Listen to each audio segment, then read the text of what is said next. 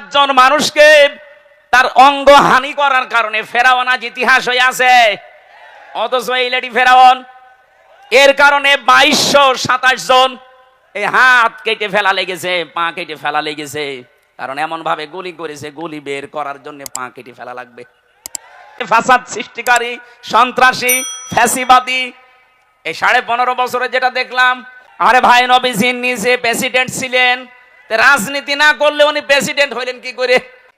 কোন মানুষ যদি আল্লাহর ঘোষণা দেয় কিন্তু রেসালাতের ঘোষণা না দেয়, ওই মানুষ কখনো কাঙ্ক্ষিত মানের আল্লাহর কাছে মনোনীত হতে পারে না। আর আল্লাহর কাছে যে মনোনয়ন পাবে না, সে জান্নাতেও যাবে না। আপনি এখনো আমার কথা ক্লিয়ার বোঝেননি আমি জানি, এই জন্য আরো অ্যাক্টিভ হওয়া লাগবে। এই আয়াতের তাফসিরে আমি যতগুলো মিলিয়েছি, মুফাসসির ইকরাম এদের এইভাবেই সাজিয়েছেন, আপনি খেয়াল করেন। এ বাংলাদেশের সাথে আমার যতটুকু বাস্তবতা দেখেছি, এ দেশের সাথে কোরআনের এই আয়াতটা একেবারে খাপের খাপ, মন্তাজের বাপ মিলে যাচ্ছে। আমি কিন্তু প্রশ্ন করবো একটু পরেই, বিশেষ করে যারা আলেম আছেন তাদেরকে। এই পৃথিবীতে কেউ আল্লাহর একাত্মবাদের ঘোষণা দিয়েছে, কিন্তু ওই জামানায় যিনি প্রেরিত পুরুষ নবী বা রাসূল তাকে মানে নাই। এরকম যারাই জীবনে করেছে, আল্লাহ পাক তাদের হেদায়েত দেয়নি, বেঈমান অবস্থায় মরণ দিয়েছেন। এটার বহু সাক্ষী আছে দুনিয়ায়। এই যে ফেরাউনের নাম শুনি আমরা, এই লোকটা যখন মারা যাচ্ছিল, হাত্তা ইযা দারাকাহুল গরক ক্বালা আমানতু আন্নাহু লা ইলাহা ইল্লাল্লাযী আমানাত বিহি বানু ইসরাঈল ইলা আখিরি আয়াত। সূরা ইউনূসের 90 নম্বর আয়াতে আল্লাহ বলেন, ও যখন ডুবে যাচ্ছিল, ও তখন এই ঘোষণা দিয়েছে, আমি ঈমান আনলাম ওই আল্লাহর উপরে যার উপরে বানি ইসরাঈলরা ঈমান এনেছে। ওয়া আনা মিনাল মুসলিমিন, আমি তো মুসলমান। এরপরও ফেরেশতারা আমারে পানিতে চোবাই কেন? জবাব দিয়েছে মুফাসসিররা, খেয়াল করবেন আলেম ভাইরা, জবাব দিচ্ছেন মুফাসসির। ফেরাউনের মুখের উপরে জিবরাইল ফেরেশতা কাদা পর্যন্ত দিয়েছিল। এই কারণ সে আল্লাহর একাত্মবাদের ঘোষণাটা দিয়েছে, কিন্তু ওই জামানায় যিনি আল্লাহর পাঠানো প্রেরিত পুরুষ নবী আর রাসূল, তার নাম আমরা সবাই জানি, মুসা আলাইহিস সালাম। কথা বলেন না কেন? হযরতে মুসাকে সে কিন্তু স্বীকার করে নাই। ও যদি ওই সময় বলতো লা ইলাহা ইল্লাল্লাহ মুসা কালিমুল্লাহ, আল্লাহ ওরে মাফ করে দিত। কিন্তু রেসালাতের ঘোষণা দেয়নি, শুধু আল্লাহর একাত্মবাদের ঘোষণা দিয়েছে। আপনাকে যদি ইমানদার হতে হয়, অবশ্যই ওই জামানায় যিনি প্রেরিত পুরুষ থাকে তাকেও মেনে নেওয়া লাগবে। আমাদের এই জামানায় যিনি আল্লাহর পক্ষ থেকে প্রেরিত পুরুষ, কিয়ামত পর্যন্ত যার নাম আমরা জানি, মুহাম্মাদুর, আরো বলেন মুহাম্মাদুর, জবান খুলে বলেন মুহাম্মাদুর রাসূলুল্লাহ। আমি কেন বললাম বাংলার সাথে মিলে যায়? এই বাংলাদেশে বহু মানুষ আমরা দেখতে পাচ্ছি, এদেরকে যদি জিজ্ঞাসা করেন ওরা বলবে আমরা কি নামাজ পড়ি না, রোজা রাখি না, হজ করে এসেছি, আমরা দান সাদকা করি। এই যে 4টা কথা বললাম, নামাজ পড়া, রোজা রাখা, দান করা, সাদকা করা আর হজ করা, এই 4টা কাজ কার হুকুম? আরো জোরে বলেন। আপনি আল্লাহর কথা, আল্লাহর আইনগুলো মেনে নিচ্ছেন, কিন্তু আল্লাহ পাক এই জামানায় যাকে শেষ নবী করে পাঠালেন, প্রেরিত পুরুষ মুহাম্মাদুর রাসূলুল্লাহ, আপনি তার জীবনে আদর্শ মানতে কথা বললেই মনে হয় যে আপনি মনে করেন রাজনীতি করছে। আরে ভাই, নবীজি নিজে প্রেসিডেন্ট ছিলেন, রাজনীতি না করলে উনি প্রেসিডেন্ট হইলেন কি করে? আমাদের যিনি প্রেসিডেন্ট আছে চুপ্প মিয়া, উনি কয়েকদিন আগেই ঘোষণা দিয়েছে আমাকে ঠেলা দিয়ে ফেলে দেওয়া যাবে না, আমি রাজপথ থেকে উঠে এসেছি। তার মানে রাজনীতি না করলে আপনি রাষ্ট্রনায়ক হতে পারবেন না। কথা বলেন না কেন? নবীজি অবশ্যই রাজনীতি করেছেন, নাই তো রাষ্ট্রনায়ক হলেন কি করে? এই ছোট কথাটা আপনার কাছে আসে না কোন কারণে? আমি জানি আপনি এই কথা যদি মেনে নিতেন, তাহলে রাসূলের জীবনী 13 বছর বললে অনেকের কাছে ভালো লাগে, কান্নাকাটি করে মক্কার জীবনটা। কিন্তু যখনই তার কাছে মদিনার জীবন সম্পর্কে তথ্য দেওয়া হয়, ওই মানুষগুলো তখন হয় রাজনীতি মনে করে, নাই দুনিয়ার কাজ মনে করে চলে যায়। আমি কথা যেটা বোঝানোর জন্য পর্যন্ত আসলাম, আমি আশা করছি আপনি বুঝে ফেলেছেন। আপনি আল্লাহর হুকুম মানেন, আমি দেখতে পাচ্ছি আপনি নামাজ পড়েন, রোজা রাখেন, হজ করে এসেছেন, দান সাদগাও করেন, মসজিদ মাদ্রাসার সভাপতি সেক্রেটারি বসে আছেন।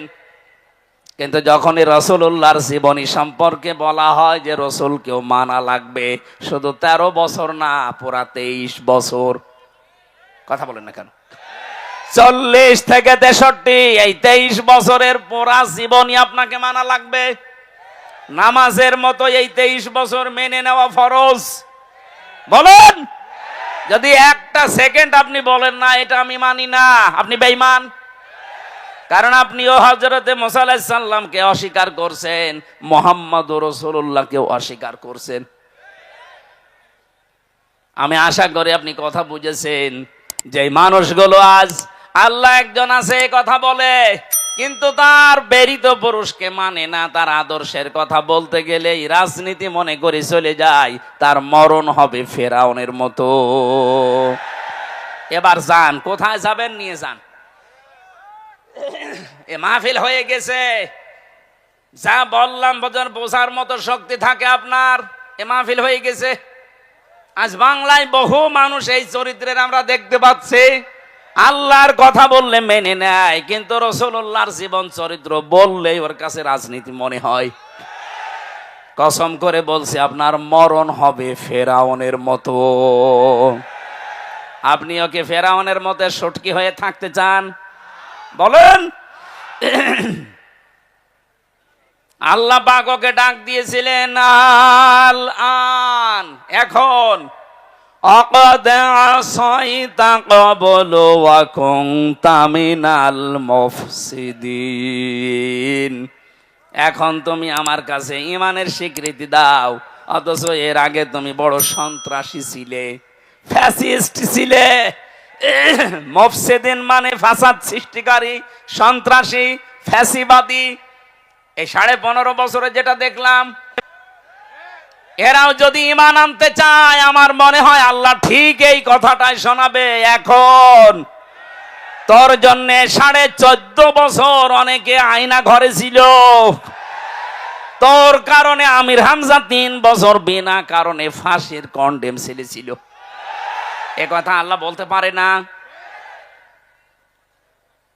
আপনাকে রাগ হয়ে গেল? আমি ভুক্তভোগী, এই কারণে বললাম। আমি যখন নিজে দেখেছি ওই মাটির নিচে এত বড় বড় নখ হয়ে গেছে এক একজনের, চুল দাড়ি গোপ মনে হচ্ছে জঙ্গল থেকে বেরিয়ে আসতেছে। রাতের বেলা যখন নিয়ে আমাকে ঘরের ভেতরে নিয়ে যেত, রাত 11টা, 11:30, 12টার সময় নিয়ে যেত, কারারক্ষী যারা দায়িত্বে আছে ওখানে জিজ্ঞাসা করতাম, ভাই কয়টা বাজে? কারণ আমরা জানতাম না যে এটা কোন মাস কোন বছর। এমনও মানুষ ওখানে আছে 14 বছর পড়ে আছে। আপনি ভাবতে পারেন, একটা কবরের মতো জায়গায় জিন্দা মানুষ 8 বছর, 10 বছর, 14 বছর পরে বেরিয়ে আসতেছে। ও জানে না যে এখন কোন বছর চলছে, ও জানে না কোন মাস চলছে, তাও জানে না কোন বছর চলছে, ওর জানা নেই কয়টা বাজে, কি বার আজকে, কিছু জানে না। এমন একটা জায়গায় আপনি 5 দিন যদি থাকতে পারেন, আপনাকে আমি পুরস্কার দেব। অথচ 14 বছর একটা মানুষ এত বড় বড় আঙ্গুল নখ হয়ে গেছে, ওরা দেওয়ালের সাথে খুশিয়ে খুশিয়ে লিখতো যে ভাই যদি বাইরে যেতে পারেন এই নাম্বারটায় জানাবেন যে আমি বেঁচে আছি।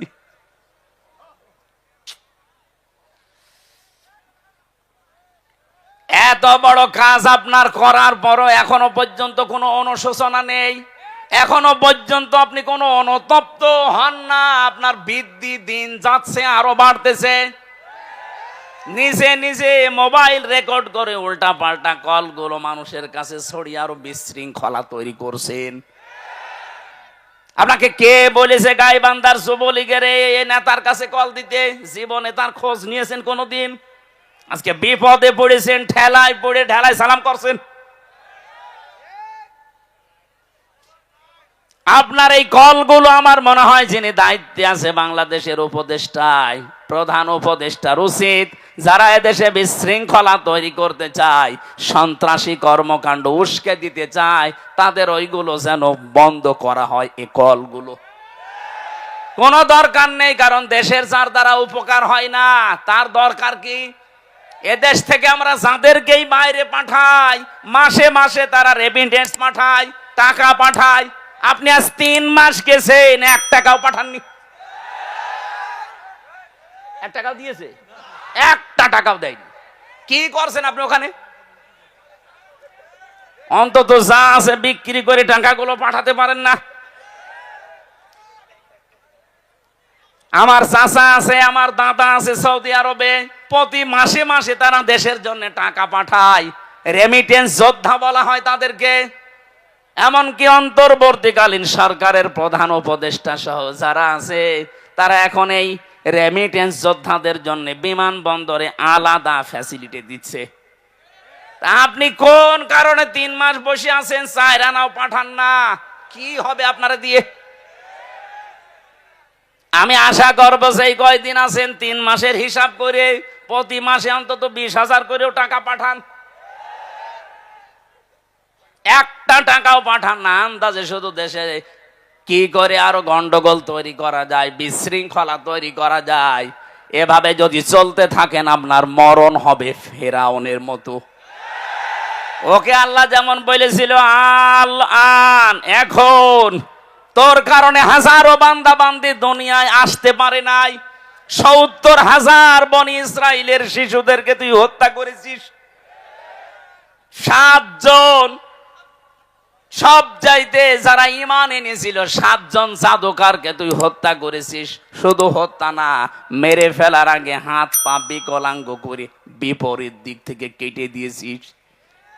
আমি হিসাব করলাম সূরা শুআরার এই তাফসীরে আয়াতটা পড়ার পর কোরআনে কারিমে আল্লাহ লামে তাকিদ দিয়েছেন যারা ঈমান এনেছিল মুসা নবীর প্রতি, ওই জাদুকরদের ভেতরে 7 জনকে সে অঙ্গ কেটে দিয়েছিল বিপরীত দিক থেকে, 1 হাত আর 1 পা।